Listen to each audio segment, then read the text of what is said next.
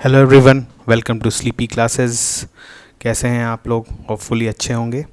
तो आज हम लोग देखने वाले हैं डेली डोज में इन्वायरमेंट एंड इकोलॉजी और इसका पार्ट 4। अभी तक हमने इसमें देख लिया है 3 डेली डोज, जिसमें हमने क्वेश्चंस लिया था फ्रॉम प्रीवियस ईयर क्वेश्चन, कुछ क्वेश्चंस हमने बनाया था और उसमें हमने डिटेल्ड एक्सप्लेनेशन देखा था, जिसके वजह से आपका इन्फॉर्मेशन बेस बढ़ा होगा थोड़ा बहुत। तो आप इसी तरह से इसको कंटिन्यूसली देखते रहें, पुराना डेली डोज को रिवाइज भी करते रहें। अगर इसका नोट्स बनाना चाहते हैं तो नोट्स बना लें, ऐसे इसका पीडीएफ जो होगा वो टेलीग्राम चैनल पे हमारे अवेलेबल हो जाएगा। और अगर आप स्क्रीनशॉट लेना चाहते हैं तो स्क्रीनशॉट भी रख सकते हैं अपने मोबाइल में, आप कभी भी रिवाइज कर सकते हैं उससे, ठीक है। तो इस तरह से लगातार एक कॉम्प्रिहेंसिव प्रोसेस में अगर आप लगे रहेंगे, कंटिन्यूस प्रोसेस में, तो आप देखेंगे कि धीरे धीरे आपका नॉलेज बेस इंक्रीज़ होगा और आपका रिटेंशन पावर भी इम्प्रूव होगा, ठीक है। तो क्योंकि सब्जेक्ट्स जो होता है, सारा सब्जेक्ट्स अगर आप एक बार में पढ़ना चाहेंगे तो नहीं पढ़ पाएंगे। धीरे धीरे डेली आप थोड़ा थोड़ा पढ़ें, उसको ऑर्गेनाइज्ड मैनर में पढ़ें, अपना धीरे धीरे इन्फॉर्मेशन बढ़ाएं, तो आपका वो इन्फॉर्मेशन कंसोलिडेट भी होते चला जाता है, ठीक है। तो आज हम लोग फिर उसी लेवल का क्वेश्चंस लिए हैं। आप वीडियो को पॉज करिए, आपके पास जितना भी इन्फॉर्मेशन है उसके हेल्प से अगर आप उस क्वेश्चन को सॉल्व कर सकते हैं तो सॉल्व करिए, नहीं तो हम लोग डिटेल्ड एक्सप्लेनेशन देखेंगे, ठीक है। तो हम लोग स्टार्ट करते हैं आज का। पहला हमारा क्वेश्चन है, ये प्रीवियस ईयर क्वेश्चन है, ये 2020 प्रीलिम्स में आया है, काफ़ी रीसेंट क्वेश्चन है ये। बताइए इसका सही आंसर क्या होगा। इसमें पहले कुछ स्टेटमेंट्स दिया हुआ है, हम लोग देख लेते हैं। Consider the following statements. पहला है coal ash contain arsenic, lead and mercury, ठीक है। हमारा सेकंड स्टेटमेंट है coal fired power plants release sulphur dioxide and oxides of nitrogen into the environment. हमारा तीसरा स्टेटमेंट है high ash content is observed in Indian coal, ठीक है। Which of the statements given above is और are correct. बताइए इसमें से कौन सा स्टेटमेंट जो है वो सही है। तो आपका पहला ऑप्शन है 1 ओनली, दूसरा ऑप्शन है 2 एंड 3 ओनली, तीसरा ऑप्शन है 3 ओनली, और डी जो है वो आपका है 1, 2 एंड 3। तो बताइए इसमें कौन कौन सा स्टेटमेंट्स आपका सही है। इसका सही ऑप्शन है ऑप्शन डी। इसमें सारे स्टेटमेंट्स जो है वो सही है। हम लोग देखते हैं क्यों सही है। देखिए, excessive burning of coal, wood, kerosene, petrol, ये जितने भी हैं सब फॉसिल्स फ्यूल हैं, आप जानते हैं इसके बारे में। ये सारे ही CO2 तो रिलीज़ करते ही हैं। CO2 के अलावा भी आप जानते हैं कि कोल बर्निंग में हाई सल्फ़र कंटेंट होता है, क्योंकि हमारा खास करके हमारा जो कोल होता है उसमें जो हमारा गोंडवाना कोल है, ठीक है, गोंडवाना कोल जो है इसमें हाई ऐश कंटेंट भी होता है, ठीक है। यानी हमारा जो कोल, जैसे कोल का क्या होता है कि कोल में एक तो बर्निंग पार्ट होता है और एक पार्ट होता है जो ऐश में चेंज हो जाता है, ठीक है। तो अगर किसी कोल में ऐश कंटेंट ज़्यादा है तो आप कह सकते हैं कि पर केजी जो आपका एफिशिएंसी है उस कोल का, मतलब हीट प्रोड्यूसिंग कैपेसिटी है, वो कम जाता है, ठीक है। और इसके अलावा उस कोल में बहुत सारा इम्प्योरिटीज़ भी रहता है जो कि बर्न करने पर डिफरेंट ऑक्साइड्स बना सकते हैं। जैसे देखिए सल्फ़र डाइऑक्साइड काफ़ी रिलीज़ होता है आपका कोल बर्निंग में, नाइट्रोजन ऑक्साइड्स भी रिलीज़ होता है, मोनोक्साइड भी रिलीज़ होता है, और हाइड्रोकार्बन्स तो आप जानते ही हैं। वोलेटाइल हाइड्रोकार्बन्स के बारे में आप पढ़े होंगे कि ये भी रिलीज़ होता है, ये बहुत ही बड़ा एयर पॉल्यूटेंट भी होता है, ठीक है। यहाँ पे देखिए ये इंटरनेशनल एनर्जी एजेंसी का ये रिपोर्ट है, करेंटली इंडिया में कैसे कैसे पॉल्यूटेंट्स रिलीज़ हो रहे हैं। देखिए, तो SO2 का पहले बात करते हैं। तो SO2 पे आप देख रहे हैं कि मैक्सिमम, देखिए कौन सा आपका पावर है यहाँ पर, ये पावर जो है ये मैक्सिमम एमिटर है ऑफ SO2 पावर आपका। और इंडिया में आप जानते हैं कि मैक्सिमम इलेक्ट्रिसिटी पावर हम लोग कहाँ से जनरेट करते हैं, वो है कोल बेस्ड थर्मल पावर। तो यानी आप देखिए यहाँ पर SO2 का 53% जो है, ऑलमोस्ट 53% जो है वो आपका रिलीज़ होता है कोल पावर्ड प्लांट से, ठीक है। उसके बाद आप देखिए NOx, ठीक है, आपका जो नाइट्रोजन ऑक्साइड्स होता है डिफरेंट, चाहे वो नाइट्रस ऑक्साइड हो, नाइट्रोजन डाइऑक्साइड हो, ठीक है। तो इस तरह का बहुत सारा, या नाइट्रोजन मोनोक्साइड होता है, बहुत सारा होता है। तो जो इसमें से जो रिलीज़ होते हैं, इसमें देखिए किसका किसका शेयर क्या है। 31% इसमें भी पावर का है, 20% जो है वो इंडस्ट्री का, और 39% जो है वो ट्रांसपोर्ट का है। तो इस बात का आप थोड़ा सा देखिए, यहाँ पर थोड़ा सा आपको याद रखना पड़ेगा क्या, कि SO2 का मैक्सिमम एमिटर जो है वो पावर है, और NOx का जो मैक्सिमम एमिटर है वो है ट्रांसपोर्ट। बस आपको इतना याद रखना है। अगर आपको कहीं क्वेश्चन आता है कि NOx का जो है मैक्सिमम एमिटर कौन है, तो आप कहेंगे दैट इज़ ट्रांसपोर्ट सेक्टर, और SO2 का maximum emitter is power sector, ठीक है। और बाकी भी देखिए हमारा PM2.5, PM10 भी होता है, ये पार्टिकुलेट मैटर है, ये भी आपका एयर पॉल्यूटेंट होता है। 2.5 इज 2 उसका जो ग्रेन साइज़ होता है उसको 2 जितना साइज़ का होता है उसको हम लोग बोलते हैं, मतलब वो पार्टिकल का साइज़ कितना है, जैसे 2.5 माइक्रोन है तो वो उसको हम लोग PM 2.5 बोल देते हैं। ठीक है, तो आप यहाँ पे देख रहे हैं कि ये इसका भी जो एमिशन होता है वो, जैसे इसमें देखिए इसमें बिल्डिंग एंड कंस्ट्रक्शन सेक्टर जो है वो 54% इसका एमिशन करता है। तो इस डायग्राम को आप सेव भी कर सकते हैं, इसको अपने स्क्रीनशॉट भी ले सकते हैं, तो इससे आपको थोड़ा बहुत जो है पॉल्यूटेंट के बारे में पता चलते रहेगा। और यहाँ पे देखिए क्या है, coal ash contents contaminants like mercury, cadmium and arsenic. तो ऐसा नहीं है कि कोल से सिर्फ SO2 NO2 ही निकलता है, मर्क्यूरी भी निकलता है, कैडमियम भी निकलता है, आर्सेनिक भी निकलता है, और भी काफ़ी पॉल्यूटेंट्स निकलता है। आप उसके बारे में पढ़ लें, देख लें, तो आपको कहीं क्वेश्चन आए तो आप मार्क सही कर सकते हैं। ठीक है, अब यहाँ पे हम लोग देख लेते हैं। देखिए, on the basis of carbon content it has been classified in the following 3 types. India में जो कोल है वो मेजरली 3 टाइप्स के उनको कैटेगराइज किया है on the base of carbon content. ठीक है, सबसे पहला हमारा एंथ्रासाइट है, आप जानते हैं बहुत ही हाई कैलोरीफिक वैल्यू होता है, मतलब हाई कैलोरीफिक वैल्यू मतलब वो बर्न करने पर ज़्यादा हीट देता है। तो यानी, और ये देखिए क्या है, 80 to 95% कार्बन कंटेंट होता है इसमें, यानी ऐश कंटेंट भी इसका काफ़ी कम होता है। ठीक है, it ignite slowly with a blue flame. Blue flame जो होता है सबसे बेस्ट होता है, क्योंकि आप जानते हैं सबसे हाईएस्ट फ्रीक्वेंसी का फ्लेम होता है वो। ठीक है, और ये कहाँ मिलता है आपका, JNK में। दूसरा है बिट्यूमिनस, ये कहाँ मिलता है बताइए आपका, ये 60 to 80% पहले देख लेते हैं, इसमें कार्बन कंटेंट होता है, और ये मिलता है आपका झारखंड, वेस्ट बंगाल, उड़ीसा, छत्तीसगढ़, मध्य प्रदेश इसका है। ठीक है, उसके बाद हम सबसे मैक्सिमम जो हमारा डिपॉजिट है वो है बिट्यूमिनस कोल का। उसके बाद हमारा आता है लिग्नाइट आप जानते हैं, ये इसमें देखिए 40 to 55% कार्बन कंटेंट होता है, ये ऑफन ब्राउन इन कलर होता है, ये ऑब्वियसली थोड़ा सा इसमें मॉइस्चर कंटेंट ज़्यादा है, तो ये उतना अच्छा से बर्न नहीं होता है, कार्बन कंटेंट इसमें कम है। तो यहाँ देखिए गिव स्मोक व्हेन बर्नड, तो इससे पार्टिकुलेट मैटर भी और पॉल्यूटेंट्स भी ज़्यादा निकलेंगे। ठीक है, क्लीन कोल नहीं है ये काफ़ी। यहाँ पे देखिए राजस्थान, लखीमपुर में और तमिलनाडु में ये मिलता है, इसका आप मैप पे भी देख सकते हैं। पीट जो है वो सबसे पुअरेस्ट क्वालिटी ऑफ कोल होता है। ठीक है, it is first stage of transformation from wood to coal, बहुत लो कैलोरीफिक वैल्यू होता है इसका आप, और ये भी आपका नॉर्थ ईस्ट में पाया जाता है कुछ एरियाज़ में। ठीक है, तो आप इसको भी देख लीजिए कि ये कहाँ पाया जाता है और इसका यूजेस क्या क्या होता है। ठीक है, तो ये एक जो था ब्रॉडली क्लासिफिकेशन था कोल का, इसके बारे में अगर आप इतना इन्फॉर्मेशन भी है तो आप काफ़ी बना लेंगे। इसके अलावा एक और इन्फॉर्मेशन जान लीजिए कि इंडिया में कोकिंग क्लास का जो कोल होता है वो काफ़ी कम है। अब आप कहेंगे कोकिंग क्लास क्या है, तो कोकिंग आप जानते हैं is a process of making steel. ठीक है, स्टील मेकिंग जो हम लोग करते हैं उसमें बहुत इंपॉर्टेंट कंपोनेंट है कोल, कोकिंग कोल इसको कहते हैं। ठीक है, तो इंडिया के पास जो है ना ये काफ़ी हाई क्वालिटी कोल होता है, लेकिन इंडिया के पास जो है ये इस क्वालिटी का कोल अवेलेबल नहीं है, इसी कारण इंडिया को बहुत सारा कोल इंपोर्ट करना पड़ता है। ठीक है, इंपोर्ट करने पर इंडिया का जो इंपोर्ट बिल होता है वो काफ़ी बढ़ जाता है, इसी कारण इंडिया में स्टील प्रोडक्शन को भी काफ़ी इससे असर पड़ता है कि इंडिया में कोकिंग कोल अवेलेबल नहीं है। इंडिया में जो कोल है उन सब कोल्स का, चाहे वो बिटुमिनस हो, लिग्नाइट हो, एंथ्रासाइट भी इवन हो, उसमें सब में ऐश कंटेंट जो है वो काफ़ी ज़्यादा है। ठीक है, तो हम लोग बढ़ते हैं आगे। अब ये बताइए, ये ज्योग्राफी बेस्ड क्वेश्चन है। From north towards south which of one of the following is the current sequence of the given reverse in India. ये आपका 2006 प्रीलिम्स में आ चुका है। तो बताइए, पहला ऑप्शन है आपका श्योक, स्पीति, जस्कर एंड सतलज। दूसरा है, मीन्स आपको नॉर्थ टू साउथ करना है, इस बात का ध्यान रखें, ना कि साउथ टू नॉर्थ। तो ऑप्शन बी है आपका श्योक, जास्कर, स्पीति, सतलज। सी है आपका जास्कर, श्योक, सतलज, स्पीति, और ऑप्शन डी है जास्कर, सतलज, श्योक, स्पीति। ठीक है, तो बताइए सही ऑप्शन क्या है। सही ऑप्शन है इसका श्योक, जास्कर, स्पीति एंड सतलज। तो यहाँ पे देखते हैं, देखिए ये आपका करेक्ट सीक्वेंस है। Shyok flows through the northern Ladakh. देखिए अब आपको क्या है ना, ये सब इंडस वैली रिवर सिस्टम का रिवर्स है, तो आपको इनके बारे में भी पता होना चाहिए। मेनली क्या होता है, लोग जो होता है गंगा के बारे में पढ़ लेते हैं, ब्रह्मपुत्र पढ़ लेते हैं और सदर्न रिवर्स को पढ़ लेते हैं, पर इंडस वैली जो है वो छूट जाता है। इंडस रिवर सिस्टम जो है, इंडस वैली नहीं, इंडस रिवर सिस्टम जो होता है ये छूट जाता है। इसी कारण इसके बारे में भी, नॉर्दर्न रिवर्स के बारे में आपको पता होना चाहिए, एटलीस्ट आपको इनका पोजीशन पता होना चाहिए, कौन कौन सा इंपॉर्टेंट रिवर है। तो यहाँ पर आप जो है देख सकते हैं कि हमारा कौन कौन सा इंपॉर्टेंट रिवर है। ठीक है, तो यहाँ पे देखिए, यहाँ पे ये तो आप इसको यहाँ पढ़ लीजिएगा। हम लोग इसको थोड़ा मैप पे देख लेते हैं। यहाँ पे देखिए आप मैप, ये आपका पूरा नॉर्दर्न रिवर्स है। देखिए इंडस यहाँ से एंटर कर रहा है, ये आपको दिख रहा होगा। ये देखिए आपका ये रहा श्योक, श्योक जो है आप ऊपर फ्लो कर रहा है। उसके बाद देखिए नीचे आ गया ज़ांस्कर यहाँ पर, और स्पीति रिवर जो होता है वो कहीं यहाँ पर है, और सतलज तो यहाँ पर है नीचे।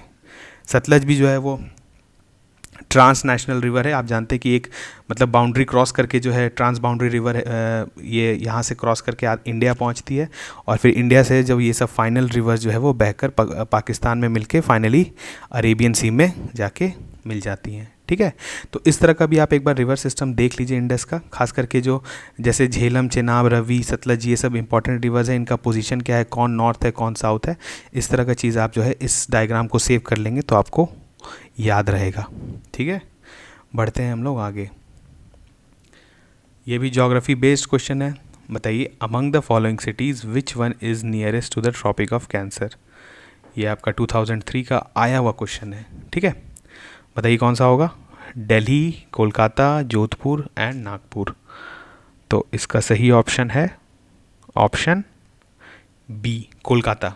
ठीक है, देखिए अब क्या, मैंने पहले भी हमने ऐसा क्वेश्चंस लिया था, अब याद है पिछले वाले चार्ट में 9 डिग्री, 10 डिग्री, 8 डिग्री चैनल्स हमने देखा था। तो लैटिट्यूड पोजीशन को भी आपको देखना ज़रूरी है, क्योंकि ये काफ़ी फेवरेट है सारे एग्जाम्स का, चाहे वो CAPF हो, EPF हो। EPFO में तो शायद बहुत क्वेश्चंस नहीं आता है ज्योग्राफी इन्वायरमेंट से, लेकिन CAPF CDS में आता है क्वेश्चंस काफ़ी। ठीक है, और UPSC में तो डेफिनेटली आता है। तो आप जो है इन सब का ध्यान रखें, थोड़ा सा इनका पोजीशन देखते रहें, लैटिट्यूड, लॉन्गिट्यूड, इनका पोजीशन खास करके इंडिया के पर्सपेक्टिव से बिल्कुल देख लें। अब हम लोग देखते हैं इसका सही एक्सप्लेनेशन। देखिए, tropic of cancer located at 23.5 degree north, ये जो है अप्रॉक्स लोकेशन है ट्रॉपिक ऑफ कैंसर का, और लोकेशन ऑफ कोलकाता है देखिए 22 डिग्री 33 मिनट नॉर्थ। तो ये यहाँ पर से नियरेस्ट हो गया इन सब ऑप्शन से। और यहाँ पे देखिए कि ट्रॉपिक ऑफ कैंसर जो है वो 8 स्टेट से क्रॉस करता है, इस बात का आप ध्यान रखें। कौन कौन से प्लेसेस स्टेट का, और स्टेट पे जो प्लेसेस हैं उनको भी एक बार आप देख लें। ठीक है, नहीं तो आप इसका स्क्रीनशॉट ले लें, ये आपके लिए काफ़ी हेल्पफुल होगा अगर ट्रॉपिक ऑफ कैंसर से रिलेटेड कोई क्वेश्चन आता है तो। अब यहाँ पर हम लोग मैप में देख लेते हैं। देखिए मैप में आप क्या है, अब यहाँ पर ऑप्शंस था आपका दिल्ली, तो दिल्ली तो आप जानते हैं काफ़ी दूर है, ये यहाँ रहा, देखिए कितना दूर है, काफ़ी लंबा डिस्टेंस है। यहाँ पे कोलकाता देखिए ये नियरेस्ट है। ठीक है, उसके बाद जोधपुर था, जोधपुर भी काफ़ी दूर है। ठीक है, तो ये इस तरह से आपको कंफ्यूज किया जा सकता है पोजीशन पे, लेकिन आपको एटलीस्ट इतना पता होना चाहिए। जैसे देखिए भोपाल है, रांची है, धनबाद है, ठीक है, इधर वडोदरा है, इस तरह का पोजीशंस जो नियरेस्ट है आपका ट्रॉपिक ऑफ कैंसर से, उसको प्लीज़ देख लें, उसको नोट कर लें या फिर स्क्रीनशॉट ले लें कि आप बार बार इसको देखते रहें और आपका मतलब इसमें आपको कन्फ्यूजन ना रहे। ठीक है, बढ़ते हैं आगे। In which of the following places is the Shompen tribe found. ठीक है, शॉम्पेन एक ट्राइब है इंडिया का, बहुत ही फेमस ट्राइब है। ठीक है, इसके ये भी आपका 2009 में है। देखिए ट्राइब से रिलेटेड भी आपका काफ़ी क्वेश्चंस आ सकता है। ठीक है, ट्राइब जो है इंडिया का बहुत इंपॉर्टेंट पार्ट है। आप जानते हैं कि इंडिया में tribal population almost every part में है, वो नॉर्थ हो, ईस्ट हो, वेस्ट हो, साउथ हो, इवन अंडमान एंड निकोबार में भी काफ़ी ट्राइब्स हैं। तो आपको ये पता होना चाहिए कि इंडिया में कौन ट्राइब जो है वो कहाँ पर है। ठीक है, तो हम लोग यहाँ पे बताइए इसका सही ऑप्शन क्या होगा कि शॉम्पेन ट्राइब कहाँ पाया जाता है। आपका है फर्स्ट ऑप्शन नीलगिरी हिल्स, दूसरा है निकोबार आइलैंड्स, तीसरा है स्पीति वैली, और ऑप्शन डी है आपका लक्षद्वीप आइलैंड्स। तो बताइए इसका सही आंसर क्या है। इसका सही आंसर है निकोबार आइलैंड्स। ठीक है, अब देख लेते हैं शॉम्पेन ट्राइब के बारे में। देखिए ये है शॉम्पेन ट्राइब, ये है एक मोंगोलाइड ट्राइब है। मोंगोलाइड्स आप जानते हैं जो कि हमारा थोड़ा नॉर्थ ईस्टर्न अपीयरेंस होता है उनका। आप समझ जाएंगे कि कौन ट्राइब मोंगोलाइड है और कौन सा जो है आपका नेग्रीटोज है। ठीक है, नेग्रीटोज भी एक काइंड ऑफ ट्राइब है, मतलब एक रेस है ट्राइब का। तो अब हम लोग यहाँ पे देखते हैं, देखिए यहाँ पूरा दिया हुआ है डिटेल में कि आपका कौन कौन सा ट्राइब है। देखिए यहाँ पे Andaman islands are home to 4 Negrito tribes. ठीक है, the great Andamanese, Onge, Jarawa and Sentinelese. Sentinelese के बारे में आपने पढ़ा होगा कि ये सबसे जो है मतलब ह्यूमन कॉन्टैक्ट इस ट्राइब के साथ नहीं है, बिल्कुल ही ये एकदम सेपरेटेड ट्राइब है, और ये ह्यूमन इंटरेक्शन को चाहते भी नहीं है। ये ऑब्वियसली ये बहुत टाइम आप इस पर वीडियोज़ भी है यूट्यूब पर, और इसका आप इमेज भी देख सकते हैं कि यहाँ के लोग काफ़ी अटैकिंग भी हैं। इसी कारण यहाँ पर गवर्नमेंट ऑफ इंडिया ने रेस्ट्रिक्शन लगाया हुआ है कि यहाँ कोई ह्यूमन कांटेक्ट नहीं होना चाहिए। ह्यूमन कांटेक्ट इसलिए भी नहीं होना चाहिए क्योंकि ये ट्राइब बिल्कुल अलग है। अगर इसको कोई भी डिजीज़ से ये एक्सपोज हो जाता है तो ये पूरा ट्राइब जो है वो ख़त्म हो जाएगा। ठीक है, जैसे अभी सोच लीजिए अगर कोरोना वायरस वहाँ पे फैल जाए तो कितना प्रॉब्लम हो जाएगा, ठीक है। तो इसी तरह से इसको गवर्नमेंट ऑफ इंडिया काफ़ी प्रोटेक्शन दी हुई है यहाँ पर। और आप बाकी भी देख सकते हैं, जैसे नेग्रिटो ट्राइब है। नेग्रिटो ट्राइब आपने देख लिया। दो मोंगोलॉइड ट्राइब्स है, एक है शोम्पेन, एक है निकोबारीज, ठीक है। तो यहाँ पर जो है अंडमान एंड निकोबार में दो ट्राइब्स हैं जो कि मोंगोलॉइड को बिलोंग करती हैं, और ये जो है ये दोनों निकोबार आइलैंड्स में, ठीक है। ये एक हुआ आपका शोम्पेन और एक हुआ आपका निकोबारीज, ठीक है। और इसके बारे में भी आप थोड़ा सा पढ़ लें, ओंग के बारे में, जारवा के बारे में, सेंटिनलीज के बारे में, शोम्पेन के बारे में, निकोबारीज के बारे में, ठीक है। और अगर आपको थोड़ा सा और इंटरेस्ट है कि आप ट्राइब के बारे में और जानना चाहते हैं, तो एक RS TV पर एक शो आता है मैं भी भारत करके, ठीक है। उसमें काफ़ी ट्राइब पर अच्छा डॉक्यूमेंट्रीज़ बना हुआ है। अगर आपके पास फ्री टाइम है, कभी आप देखना चाहते हैं, तो वो काफ़ी आपको इंटरेस्टिंग लगेगा, ठीक है। तो आप उसको देख सकते हैं, क्योंकि ये सब इन्फॉर्मेशन अगर आप इधर उधर से कलेक्ट करेंगे तो आपके दिमाग में काफ़ी अच्छा पिक्चर बन जाएगा इन्फॉर्मेशन का, और फिर आप कभी भूलेंगे नहीं, आपको याद नहीं करना पड़ेगा, ठीक है। बढ़ते हैं आगे। यहाँ पे देखते हैं एक क्वेश्चन है, ये यूनाइटेड नेशन से रिलेटेड है। बताइए, consider the following statements about united nations environment programme, UNEP। काफ़ी इंपॉर्टेंट है, ये हमेशा रहता है, आपके एग्ज़ाम्स में पूछा जाता है। बताइए पहला क्या है इसका। पहला स्टेटमेंट जो है, it is a principal organ of UN, ठीक है। प्रिंसिपल ऑर्गन, इस चीज़ का आप ध्यान रखें, ठीक है।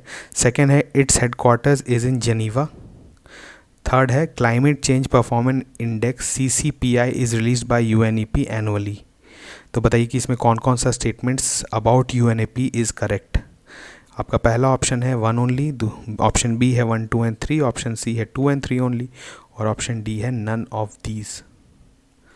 तो बताइए क्या होगा, सही होगा नन ऑफ दीज। ये तीनों ही स्टेटमेंट जो है वो गलत है, ठीक है। इस क्वेश्चन को लेने का एक मकसद है, वो आप देखिए क्या है यहाँ पर।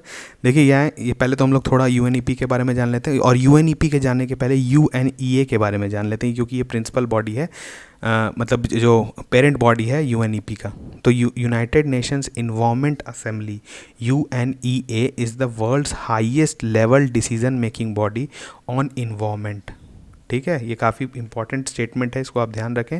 विथ यूनिवर्सल मेंबरशिप है इसमें, universal membership of 193 member states, almost जितने UN नेशंस हैं उस समय इसमें। The assembly meet biennially in Nairobi, ठीक है।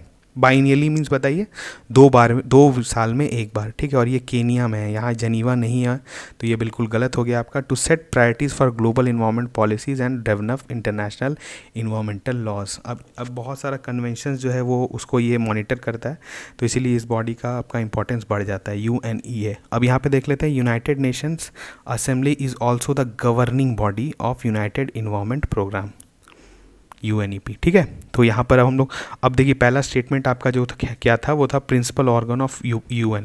इसको हम लोग देखेंगे ये स्टेटमेंट क्यों गलत है, ठीक है। क्योंकि आपको पता होना चाहिए कि UN का जो है सिर्फ 6 प्रिंसिपल ऑर्गन्स है, उसके बारे में हम लोग अभी डिटेल में देखेंगे। यहाँ पर अभी पहले थोड़ा सा ये जो स्टेटमेंट 3 था आपका, ये भी गलत है। क्लाइमेट चेंज परफॉर्मेंस इंडेक्स जो है वो UNEP रिलीज़ नहीं करता है, वो कौन करता है हम लोग देख लेते हैं। देखिए, India ranked 10th in the latest edition of climate change performance index, ठीक है। ये बहुत ही काफ़ी रिसेंट ईयर में, मतलब रिसेंट ईयर में ये इंडेक्स काफ़ी रेलिवेंट हो चुका है, काफ़ी इससे रिलेटेड क्वेश्चंस आ रहा है। तो आप इस जो भी इंडेक्स जो आपके ना न्यूज़ में रहता है उसको आप एटलीस्ट देख लीजिए। सारा इंडेक्स आपको जानने का ज़रूरत नहीं है, लेकिन न्यूज़ में जो बार बार आ रहा है उसको आपको देखना ज़रूरी है। तो जैसे क्लाइमेट चेंज परफॉर्मेंस इंडेक्स ये बार बार आपके न्यूज़ में आ रहा है, तो इसको आप लोग देख लीजिए कि इसका कौन सा ऑर्गेनाइजेशन इसको रिलीज़ करता है। तो यहाँ पर देखिए, the index is published by German watch, ठीक है, a new climate change institute and a climate Action network, ये तीनों मिलके जो है इसको रिलीज़ करती है। अब आप थोड़ा सा इसके बारे में भी पढ़ लें कि what is German Watch, what is New Climate Institute, और what is Climate Action Network, जिसको CAN भी बोलते हैं, CAN, ठीक है। तो इन सब के बारे में आप पढ़ लें। अब हम लोग बढ़ते हैं आगे। देखिए, हमने कहा था कि इस क्वेश्चन को लेने का एक और ये मोटिव था कि आपको पता चल जाए कि UN का 6 प्रिंसिपल ऑर्गन्स है, ठीक है। अब आपको UN के बारे में कभी अलग से नहीं पढ़ना पड़ेगा, आपको UN के बारे में पता होना चाहिए कि इसका सिर्फ और सिर्फ 6 प्रिंसिपल ऑर्गन्स है। अगर आपका कहीं पे भी क्वेश्चन आता है कि ये प्रिंसिपल ऑर्गन है, तो आप आराम से एलिमिनेट कर सकते हैं, क्योंकि उसका सिर्फ और सिर्फ 6 प्रिंसिपल ऑर्गन्स है। तो इसका 6 प्रिंसिपल ऑर्गन्स कौन है? पहला आपका UNGA, United Nations general assembly, जो कि आप जानते हैं सबसे इंपॉर्टेंट बॉडी है UN का। यहाँ जहाँ पर आप हम देखते होंगे हमारे पीएम भी काफ़ी वहाँ पर जाके स्पीच देते हैं, वो और बाकी कंट्रीज़ के भी हेड वहाँ पर आके स्पीच देते हैं। आपका सिक्योरिटी काउंसिल यूएनएससी ये तो हमेशा न्यूज़ में रहता है। यूएनएससी इंडिया भी इसका परमानेंट मेंबर बनना चाहता है, उसके लिए वो काफ़ी कोशिश कर रहे हैं हम लोग। उसके बाद है इकोनॉमिक एंड सोशल काउंसिल, ये इकोसॉक, ये भी बहुत इंपॉर्टेंट बॉडी है, इसके बारे में भी आप पढ़ लें। चौथा है हमारा ट्रस्टीशिप काउंसिल। उसके बाद है आईसीजे। देखिए आईसीजे, जब कुलभूषण यादव वाला जो केस चल रहा था उस समय आईसीजे काफ़ी न्यूज़ में था। आईसीजे के बारे में भी आप लोग पढ़िए। ये बताइए कमेंट सेक्शन में कि इसका जो है ये हेडक्वार्टर्स कहाँ है, मेन आईसीजे का जो है वो कहाँ लोकेटेड है, ये आप हमें कमेंट सेक्शन में बताएं, ठीक है। उसके बाद है यूएन सेक्रेटेरिएट। तो हमारा 6 जो है वो प्रिंसिपल ऑर्गन है यूनाइटेड नेशंस का। इसके अलावा भी जो है, इसके अलावा बहुत सारा बॉडी है, जैसे इवन आप पढ़े होंगे IFAO, बहुत सारा ICAO, सब जो है ये स्पेशलाइज्ड एजेंसीज़ हैं, ठीक है। ये प्रिंसिपल ऑर्गन नहीं है, इस बात का ध्यान रखें। वर्ड्स पे थोड़ा ध्यान रखें। एक है प्रिंसिपल ऑर्गन और एक है स्पेशलाइज्ड एजेंसीज, ठीक है। तो इसमें लोगों को कन्फ्यूजन हो जाता है हमेशा।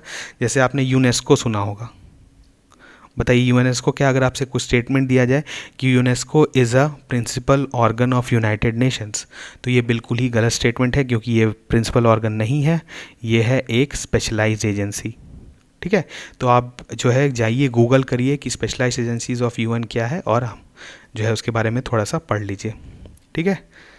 अब ये है, देखिए थोड़ा सा इसके बारे में देख लीजिए। यहाँ पे दिया हुआ है UN General Assembly, UN Secretariat, ICJ, UN Security Council, इकोसॉक जो है, और यूएन ट्रस्टीशिप काउंसिल। इसके बारे में आप देख सकते हैं, इसका स्क्रीनशॉट ले सकते हैं, इसको सेव कर लीजिए, एटलीस्ट इनके बारे में पढ़ लीजिए कि ये कहाँ लोकेटेड है, इनका मेन काम क्या है। बस इतना ही आपके लिए काफ़ी होगा यूएन, क्योंकि यूएन आपका जान लीजिए बहुत इंपॉर्टेंट है। इंटरनेशनल का कोई भी क्वेश्चन आता है तो उसमें यूएन का जिक्र ज़रूर होता है, इसी कारण यूएन के बारे में आपको पढ़ना ज़रूरी है, ठीक है। तो ये जो है आज हमारा डेली डोज ओवर हो गया। होपफुली आपका थोड़ा सा इन्फॉर्मेशन बेस तो ज़रूर बढ़ा होगा, और इसी तरह से हम लोग थोड़ा इन्फॉर्मेशन आपके बढ़ाते जाएंगे। आप भी इसी स्पीड से बढ़ें, एक बार में कोशिश ना करें कि मगअप करें सारा इन्फॉर्मेशन को, क्योंकि वो जो हो फिर आपको फाइनली उससे कोई फ़ायदा नहीं होगा, क्योंकि लास्ट में आपको फिर से सारा चीज़ पढ़ना पड़ेगा। इसीलिए आप चीज़ों को पढ़िए, थोड़ा बहुत गूगल यूज़ करना स्टार्ट करिए। गूगल का जो है अगर आप प्रोडक्टिव यूज़ करिएगा तो काफ़ी आपका इन्फॉर्मेशन बेस बढ़ सकता है, ठीक है। आप कोई भी ऑर्गेनाइजेशन देखते हैं या कोई भी इंटरनेशनल बॉडी देखते हैं तो उसके बारे में एटलीस्ट आप उसका विकी पेज पढ़ लीजिए, तो आपको एक रफ़ आइडिया जो है वो मिल जाएगा। आपको क्वेश्चंस में जितना भी प्रीलिम्स बेस्ड क्वेश्चन होता है, मतलब ऑब्जेक्टिव क्वेश्चंस होता है, उसमें आपको बस एक ऑप्शन एलिमिनेट करना है, ठीक है। बस आपको एक चीज़ उस ऑर्गेनाइजेशन के बारे में पता होना चाहिए। जैसे अभी आपने यूएनईपी का देखा, तो यूएनईपी अगर आपको ये पता है कि यूएन का प्रिंसिपल ऑर्गन्स कौन कौन है, तो आप आराम से वो स्टेटमेंट एलिमिनेट कर सकते थे, ठीक है। तो इसी तरह से आप धीरे धीरे पढ़ते रहें और हमारा डेली डोज को भी आप फॉलो करते रहें। तो हम लोग फिर मिलते हैं नेक्स्ट डेली डोज में, तब तक थैंक यू।